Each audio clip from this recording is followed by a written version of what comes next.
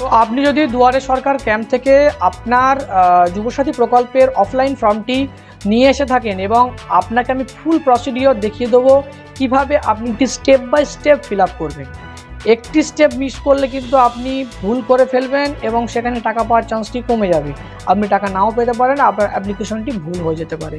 এর মধ্যে কিছু কমপ্লিকেশন আছে যেগুলো আপনাদেরকে বুঝতে হবে। আসুন দেখিয়ে দিচ্ছি আপনাদের কিভাবে পুরো ফর্মটি ফিল আপ করতে হয়। তো যুবসাথী প্রকল্পের অফলাইন ফর্মটি কিভাবে ফিল আপ করবেন, কিন্তু অফলাইন ফর্মেতে কিন্তু অনেকজন অনেক বড় বড় ভুল করছে, যার কারণে কিন্তু তাদের ফর্মটি পুরো ক্যান্সেল হয়ে যাচ্ছে।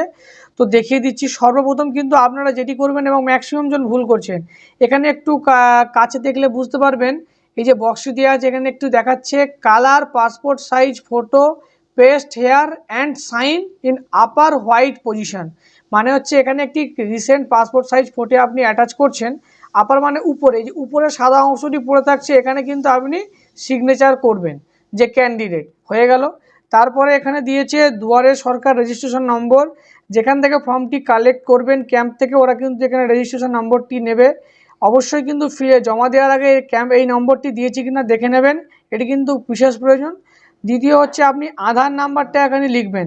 যেমন এই ক্যান্ডিডেটের আধার কার্ড আছে, এখানে কিন্তু নাম্বার দেওয়া থাকে, তো এই নাম্বারটি কিন্তু আপনারা এখানে একটি একটি করে লিখে দেবেন। তারপরে আছে এখানে beneficiary name as in MP, মাধ্যমিক পাস যে বা তার সমতুল্য যে অ্যাডমিট কার্ডটি আছে সেই অনুযায়ী কিন্তু আপনাকে নামটি এন্টার করতে হবে।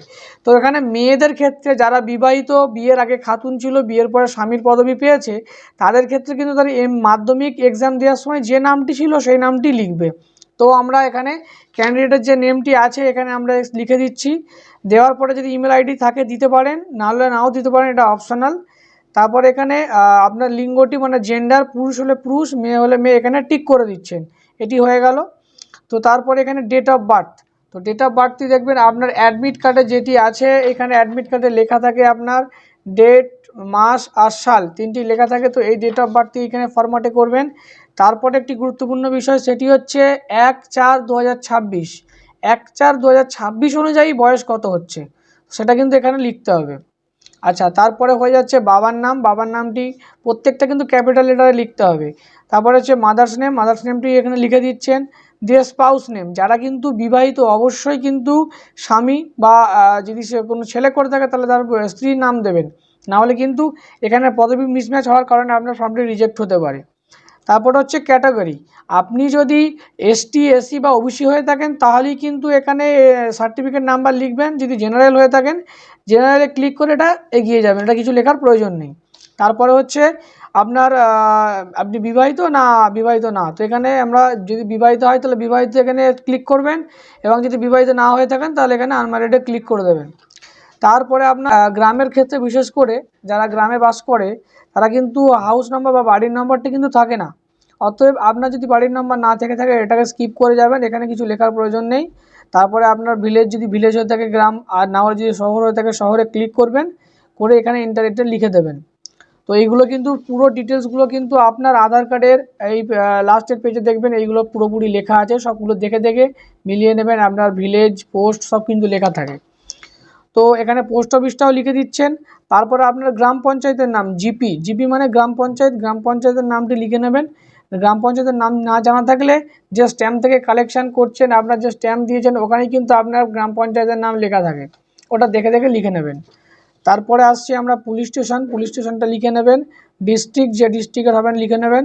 এখানে পিনকোড এন্টার করবেন এবং নেক্সট পেজে চলে যাবেন। দুটি পেজ আছে। তো এখানে দেখুন আপনার মাধ্যমিক বা তার সমতুল্য পরীক্ষা, তাতেই যে তার রোল নাম্বারটি আছে, তো রোল নাম্বারটি কোনটি, এটি একটি মাধ্যমিকের অ্যাডমিট কার্ড, এখানে কিন্তু রোল লেখা আছে। তো এখানে রোলের জায়গায় এখানে রোলটা লিখবেন, এবং নম্বরের জায়গায় এই নম্বর যেটি আছে স্পেস দিয়ে এই নম্বরটি এখানে লিখে দিচ্ছেন। কোন সালে পাস আউট করেছেন এখানে দেখবেন, যারা মাধ্যমিক পরীক্ষা দিয়েছেন এখানে দেখবেন কোন সালে পাস করেছে লেখা আছে, এগুলো কিন্তু গুরুত্ব সহকারে দেখে নেবেন। তো এখানে এন্টার করে দিচ্ছি আমরা। দিয়ে আপনার সর্বোচ্চ শিক্ষাগত যোগ্যতা কত, মাধ্যমিক হলে মাধ্যমিক, এইচএস হলে এইচএস, বা গ্র্যাজুয়েশন হলে গ্র্যাজুয়েশন, এখানে লিখে দেবেন।